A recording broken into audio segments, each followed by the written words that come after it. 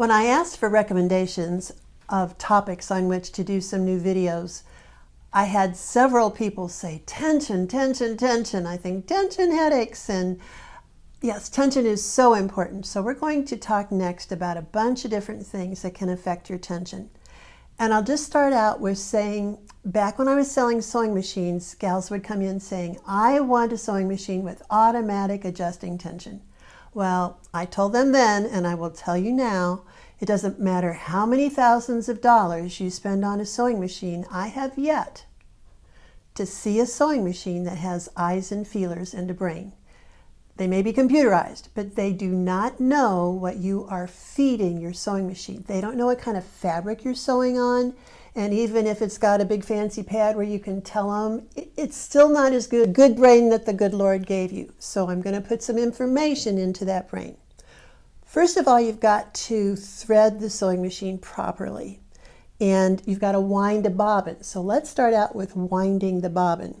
I want to show you the difference between an improperly wound bobbin and a properly wound bobbin. Do you see that I could just stick my fingernail right into this? Do you see how mushy it is? Do you see how I can just poke that tweezers in there? But on this one, it's hard. I've got a great friend here behind the camera. Does that show up? Okay, so you see the difference. This is really, really important. If you have a bobbin wound like this, you don't need to unwind it by hand. What you can do is use this as your thread source and wind a new bobbin. Okay, thread's expensive, and while I'm not real picky on, using up a yard or two, I wouldn't want to sacrifice all of this. So if you have a bobbin like this, then just use that as a thread source and rewind it, which we could do right now. If I put that here, and we'll talk about features to look for on a sewing machine as well. There is some kind of tension button that you need to engage the thread in. Otherwise, you don't have that tug on your thread. Even if the little picture or the design says you just come around it, I say no, no, no, no, no. You need to figure 8 around it. So I'm going to come in front and go behind, and I'm going to tug, just kind of like flossing your tooth, to make sure that you've got the thread really set down there between those two metal parts. Now you've got some tension on the thread. On this machine, I do have to go from the inside to the outside of the bobbin through the hole. So here I am, I've got to go through this hole. And then I'm going to grab that thread at the top, stick it on here like this. Do you see? Now I'm going to engage the bobbin winding tension, or the bobbin winding mechanism, and I'm not going to wind it fast. I know it's a strong, strong temptation to get this over just as fast as you can, but if you're using polyester thread, winding it fast is going to put stretch in that thread. Then when it gets sewn in, it relaxes, and that can create puckers. So resist the temptation to wind too fast of a speed. Once I get it going, I need to stop and cut that thread off nice and close, because you don't want your machine to get confused when you start to use it. I know this is slow, we can speed up a little bit, but you really don't want to go like a bat out of you-know-where.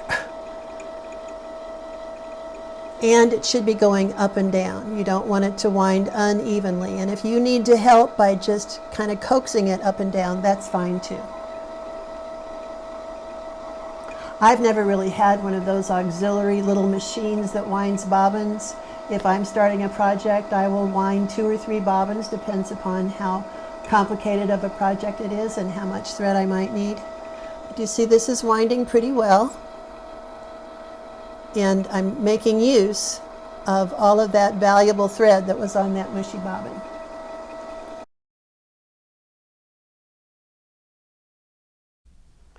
Pre-wound bobbins. Now, this is just me, but they're out there all the time anymore with all of the embroidery machines. My personal opinion is that pre-wound bobbins are for embroidery machines only and not for your regular sewing machine. In the first place, there's several different types of bobbins, and you need to use the bobbin that's specific for your sewing machine, which one of these little cardboard top and bottom pre-wound bobbins would not be. And this is a very, very fine thread because that's what you want in the bobbin of embroidery, and it breaks very easily. So in general, I would say do not use pre-wound bobbins in your regular sewing, be it quilting, craft, garments. Keep that for embroidery only. Now that we've got a properly wound bobbin, no mushy bobbins, we have to thread the top of the sewing machine. Now I'm going to admit to you that I sewed for years without knowing this. But when I started traveling the sewing show circuit, I got to take classes myself, and even as a sewing machine dealer. And it was at that point, and I'd been sewing, 25 years by then, I never knew that I needed to make spools ride different directions on my sewing machine depending upon how the thread was wound on the spool to begin with. It used to be that all thread was wound in a stacked manner, like this, where the threads are parallel. And what I learned was that this wound spool should never ride horizontal, because if you do, as it comes off the spool, it will get a twist in it. So if it's parallel wound, it must ride on the vertical spool pin. Now, when this was in the box, that spool pin was not on there, I promise you. This was probably an auxiliary accessory that was in with the other accessories. So you've got to put that on. It's riding vertical, and I like the thread coming off the back. On the other hand, we have thread that is cross-wound. Can you see here how the thread crosses on it? This spool can ride vertical or horizontal. Now, if I'm riding it horizontal, I have to have some kind of catcher so that this spool doesn't fly off the end, right? And in that case, you want to use one of the many spool caps that comes with your sewing machine. Now, if I put this great big one on and have that thread come out along there, what do you think I've done to the tension? Decreased it or increased it? Increased it, because there's more drag on that thread. You have to pay attention to every little thing, and every guide is drag on the thread, in addition to the tension dial, which is 2 metal discs back in here. I would not use this thread spool. Instead, I would use a thread spool more the proper size to go along with the spool, like this small one. So that's what I'm going to use on there. Now I'm going to go ahead and thread the sewing machine with my presser foot up. My very most valuable, most oft-watched video is all about thread nests. And what it explains to you that right back in here are 2 metal discs. And when the presser foot is down, those metal discs are closed. When the presser foot is up, those discs are open.